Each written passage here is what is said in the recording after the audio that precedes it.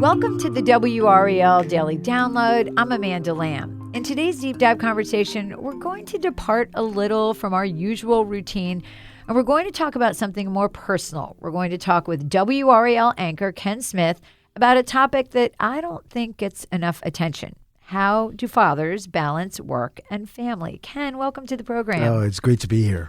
So you have got a full house. We do. Little Frankie, who's 18 months old, full of energy. I see the videos online.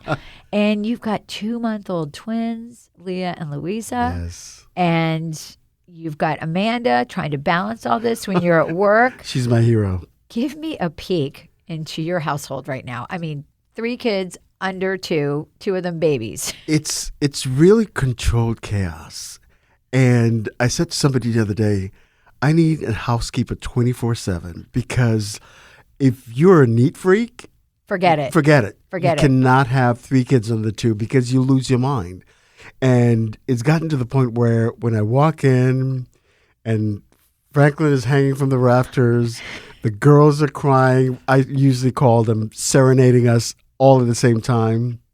You know what? I said, this is our life, and we're going to deal with it. And this part is a finite period of time. It is. Yeah. But here's the thing that I tell people all the time. I want to make sure that I am present in this moment. As chaotic as it is, as difficult as it is when you consider the sleepless nights, the times when you want to maybe clean the kitchen, but you can't because Louisa or Leah might be crying or Franklin needs comforting. I want to be present in this moment because it goes so fast.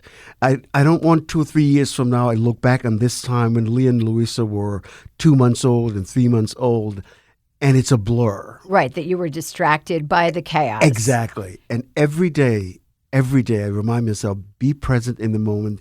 Be present with your children. Be present with your wife because you're all in it together and you're going to make it.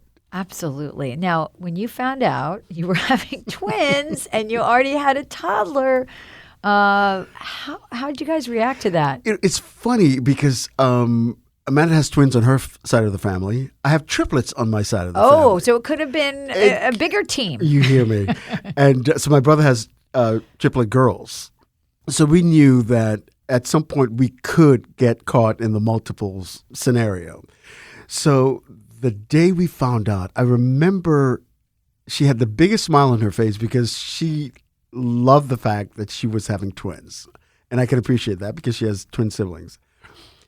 When she told me, I distinctly remember not having any words. And Who would? Right? Taking all the air out of the room. Oh, my God. And for the rest of the day, the only thing I kept saying to her is like, I would look at her and say, I have no words. Are you sure? Are you sure? Can I see the ultrasound? I have no words. And 10 minutes later, I mean, this was my conversation for the better part of that day. No conversations about what's for dinner. No conversations about, all right, what are we doing with Franklin? I would look at her and literally say, I have no words. And I didn't. I can't believe it. Now, you have a grown son. I do. How old is he? And you have a grandson, right? I have 2 grandsons. Wow. My son is married and lives with his family in Pittsburgh. And it's hard to say that your children are one of the most perfect people you've ever met. But honestly, he was a near perfect kid. I mean, I did not have the teen drama with him.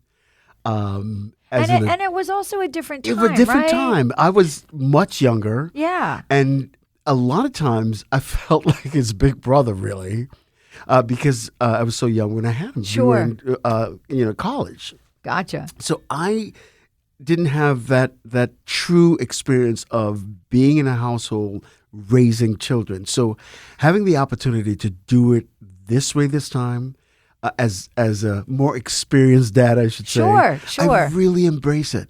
I absolutely embrace it, and I look forward to it. In a way that a lot of people embrace being a grandparent. Right. Because it's a second chance. Second opportunity. So you're having twins at this point. You have no words. did you talk about how do we prepare for this? Or did you just say, let's just go for it and hope everything works out? Well, the good news here is because her parents had twins and they had twin siblings, so we got a lot of advice from I her gotcha. mom. Okay. And so that helped out a lot.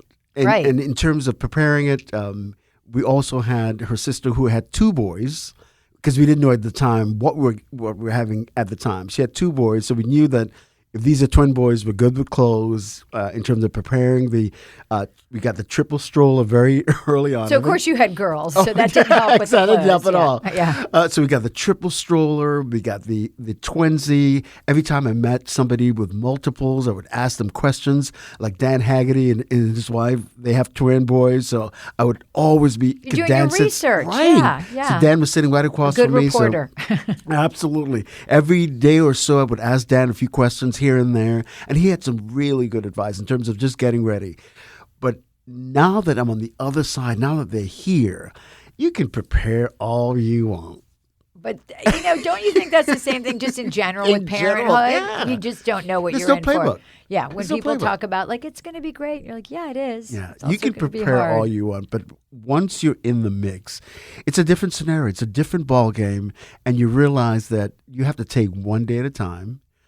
All this preparation laid a good foundation for you. But it's on the job training. It You're really doing is. something you've never done It before. absolutely is. So, were you able to take any parental leave, and how long was it?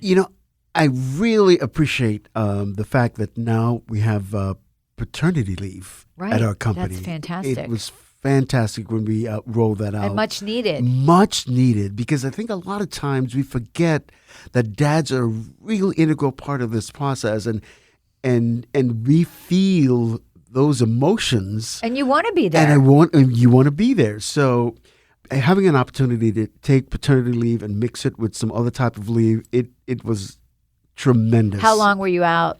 I was out for a total of 4 weeks.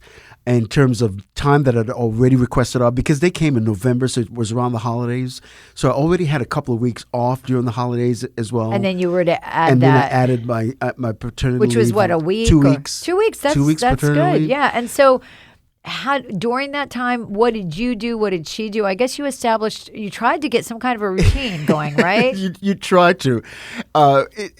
During that time, being at home, because she's so committed to breastfeeding, I had the opportunity to, when she pumps, I would feed, change diapers, because you were right there in the mix every day. And she was working at the time as well. So we were both home. We both decided that we're going to take turns, whether it's taking a nap or being up with the children, because every 4 hours she has to pump because of her commitment to breastfeeding. So that gave her an And for two opportunity. babies. And for 2 babies. Yeah. So that sometimes it gave her an opportunity to sleep, and I'm up. And keeping in mind, we've got a little rambunctious 18-month-old Running around. but That needs to be he's- fed That needs to be fed. Yeah. But he's been so good with the girls. Oh, He's I'm self-sufficient sure he has. and makes it so much easier, because if he were needy and clingy, It would be and- tougher. It would Yeah. be a lot tougher. But he's really self-sufficient. He's always trying to hold them, always coming up and trying to kiss them. We got to remind him though that they're not toys. They're not dolls. You They're can't. real people. You can't roughhouse with them just yet. But he's been wonderful. Well, we're going to be back after the break with more from Ken Smith about his role as a 21st century father.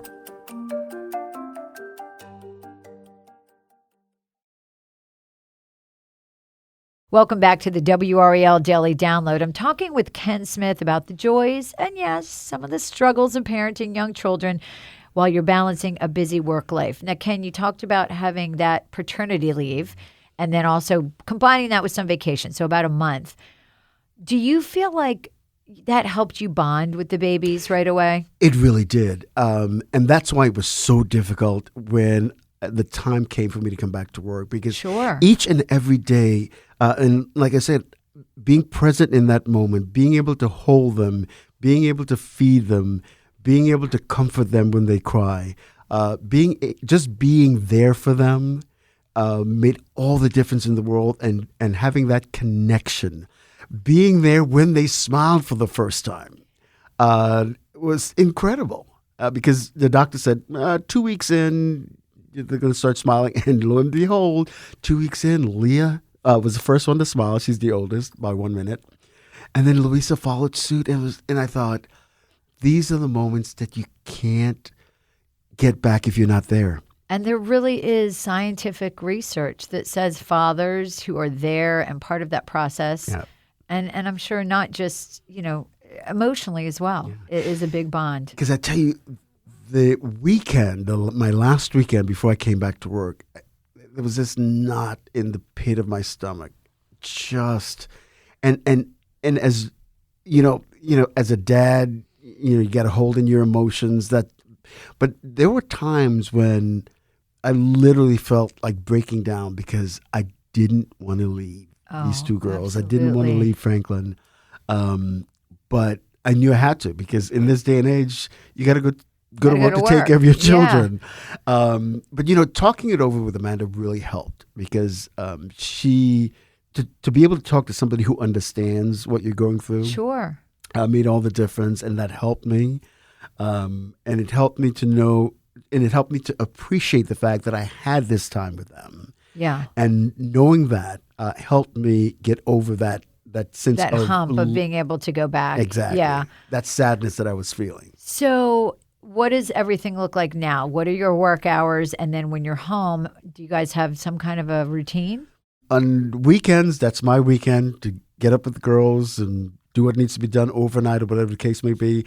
During the week, because I work the early shift, I get to put Franklin to bed like around 8:30, and then usually she's up with the girls and she puts them down. And right now they're giving us about 6 to 8 hour stretches at night. That's amazing. And it's huge. Now, sometimes they deviate from that. One will sleep through the night and the other one will not. But right now that seems to be working, that Monday through Friday she's up with the girls. I take Franklin to bed, and then during the weekends, that's my time. You're on deck. I'm on deck. So you can feed them because you're feeding them the expressed milk. Exactly. And they don't eat at the same time. Please tell me they don't eat at the same time.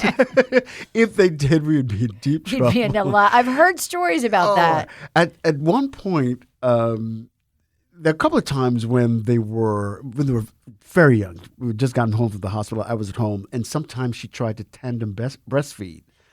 That's hard. Yeah, I You can't do that imagine. just by yourself. No, you would have to have help. Oh, 100%. But now it's a good thing. It's a good thing. Are you? Have you had a couple of rough nights though when you come into work, especially because you come in at what time? I come in at 5:00. And where you've said, okay, need a little more coffee today.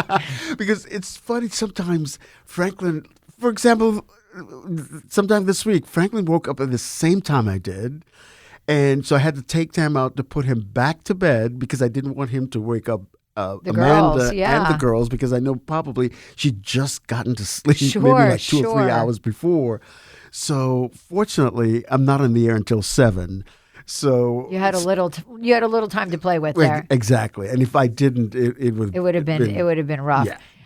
Do you think dads get enough credit? I mean, when I'm hearing you talking about balancing the work and balancing family, I think even though it's 2023, so many people look at families with a mother and a father, and they just assume, well, the mom is doing most of the work, but it's not even about that, right? No. It's about the time. Yeah, it's a new day. Yeah, and it's about the emotional connection. I mean, my kids are grown, and my husband was incredibly involved, and I think that's amazing, and I appreciate it. But that's the way it is, and yet I don't know that everybody gives you guys credit. Yeah, and the thing is, I look at it this way: for dads, and because this is the second opportunity for me to do it, it's a credit to my wife, really, for the opportunity to be in this position.